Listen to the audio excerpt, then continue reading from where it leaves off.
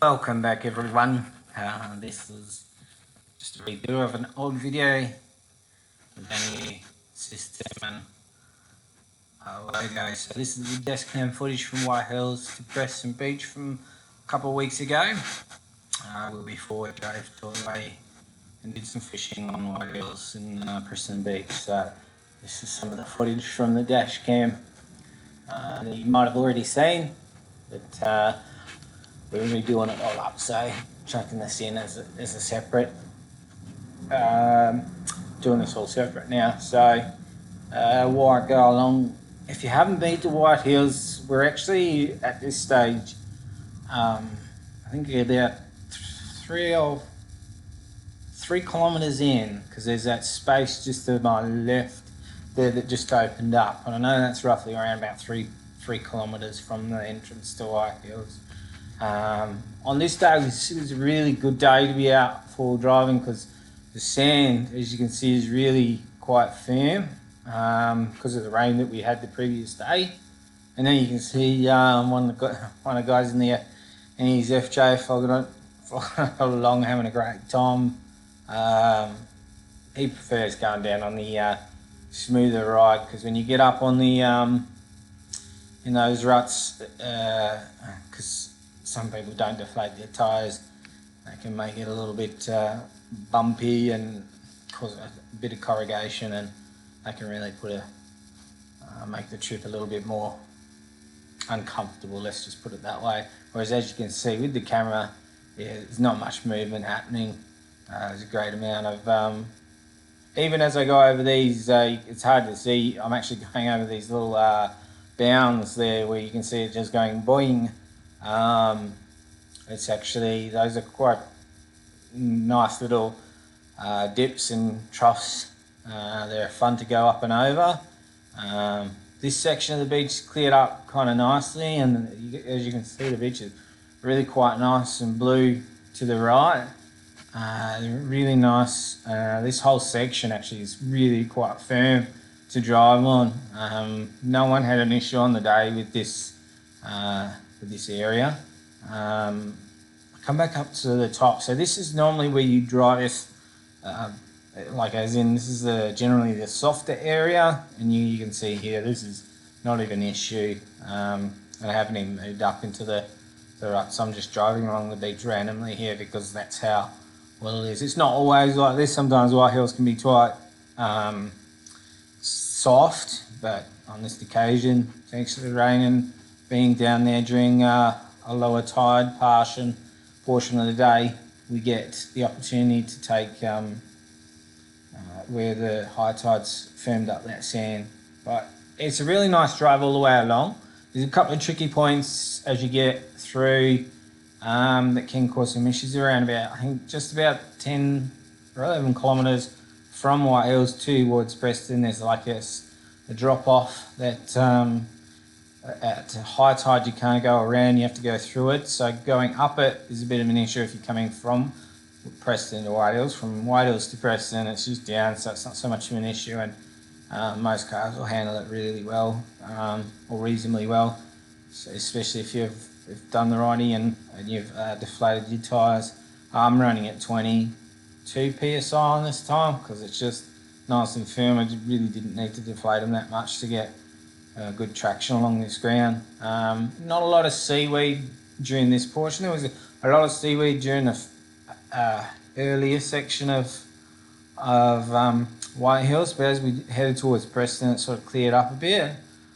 But as you can see now, I move up into the rut line. You can actually tell it's, as I finally get into the groove, you can see how bumpy it is in comparison to where I was before. The camera moves around a little bit more in comparison to when I was down further on the sand near the beach itself. And you can see the FJ coming up there beside us. I'm having a quite good run at this stage, just enjoying the scenery and the fun of full driving down the beach. And it's one of those good beaches where you can have both easier sort of time, but there's also areas that can be a little bit more complex. You can even get in behind some of the dunes to the left hand side. There's a lot of inlets through there where you can actually go in a couple of spots. I think about 9 clicks in, I think, roughly. There is some nice big dunes you can actually have a crack at trying to go up and over. I've seen a lot of guys go up and over those as I've driven past when I've gone along this beach.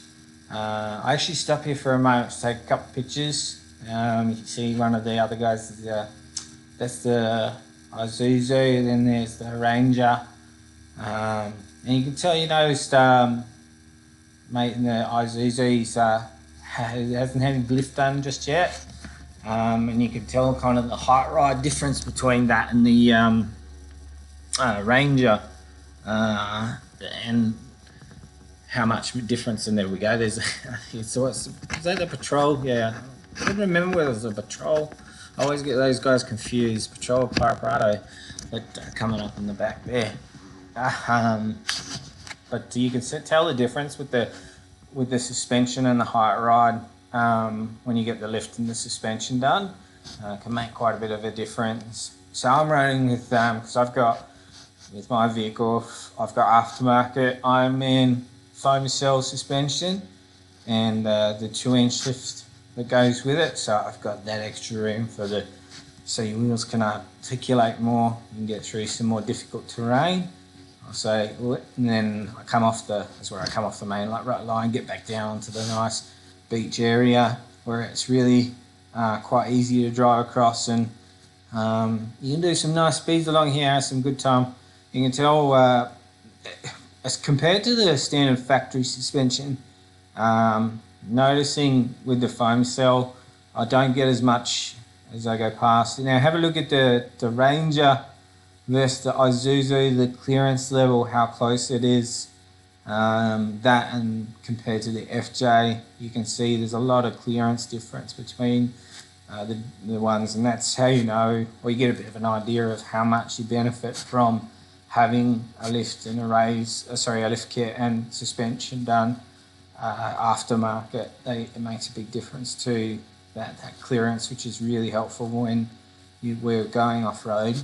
You're deflating your tyre, so you're losing some of your clearance. And so this is where those two features come in handy. And I know the member in the Isuzu is getting his done. It's just obviously time to get parts in these days are a bit difficult at the moment, but on the list. But yeah, I run with the Ironman foam cell. They do the enhanced foam cell, which I've been thinking about getting. But I think what I'm running with is pretty good. But then again, and I've tried the standard suspension, and I've had old EMU suspension in a Pajero before. So I think this compares pretty solidly along the lines of those same ones. Particularly for the U that's doing really well. I was about to say I haven't gotten stuck, but I have got stuck, because who doesn't get stuck driving along on a beach? But it's only, I call it temporarily unmoved is the best way I can put it. Temporarily not going anywhere, but quickly. But it usually is easy to self-recover after a bit of practice. And I put some of those videos up where I've shown you some examples of how to do that, because whether you're excellent at it or not, there are going to be times when you are going to need to learn how to recover yourself. And we'll do also, I've done videos on just some basic ones, we'll do some advanced stuff, and we'll also be doing ones on using other cars like snatch straps and kinetic ropes coming up soon too. At the moment we decided to stop further back, so I'm in the process of turning around, so I backed up and because the guys all stopped way back there and I just kept going in my own little world. And as you can see with the indentations, you can see how firm this was where we were. We could just drive along and have no issues whatsoever. That's how good the sand was on that day. That you know, you could be really confident. I even got nice and close to the water. So it was a great day for this sort of activity for forward driving, even if you're not super experienced on a beach like this. Not always the case though, so don't just, and there's some more people going past. But as long as you're doing the basics of it, you're generally going to be okay.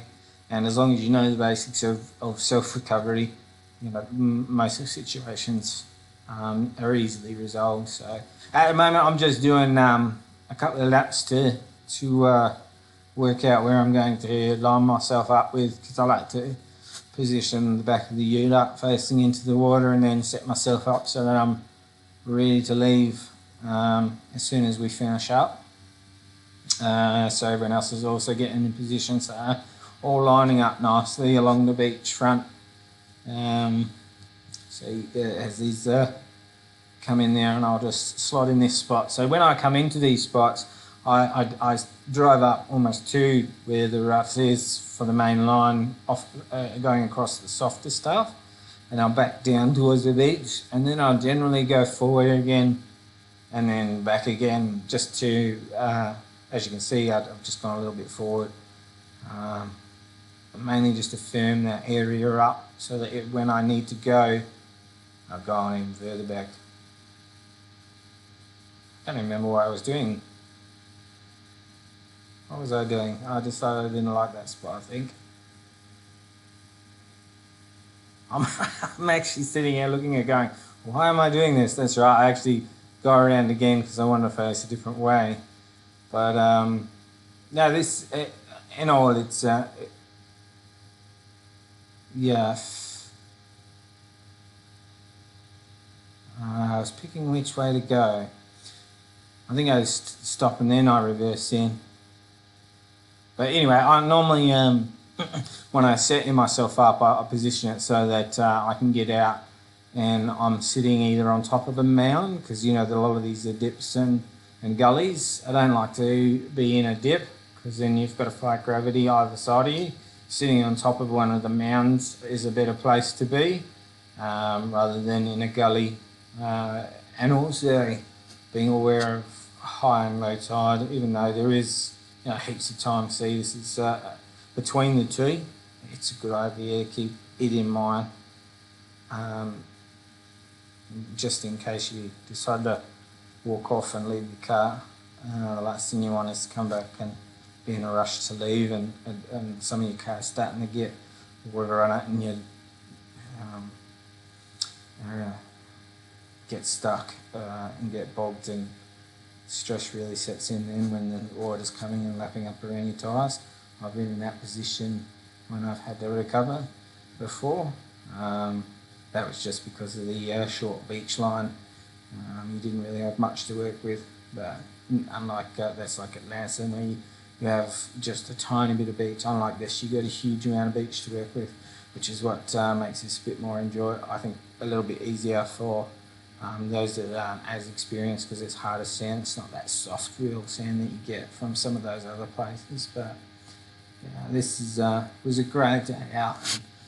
I recommend the trip all the way. You can get from Whitehills to Preston, all the way down to Mile Up as well. So it's a great forward driving beach, and we had a good time. Hope you guys enjoyed the footage, and I'll see you next time.